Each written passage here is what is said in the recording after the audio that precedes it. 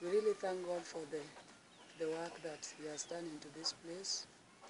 It has been really taken the hands of the Lord.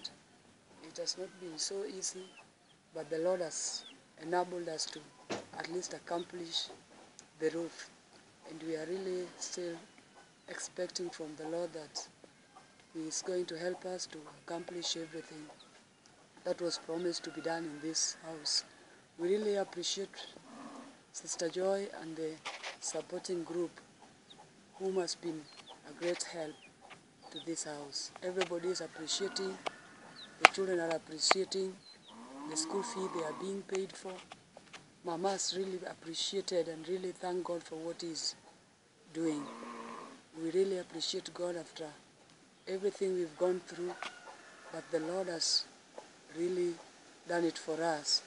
We thank the Lord and we thank everybody for everything. And we are really praying for you each and every now and again.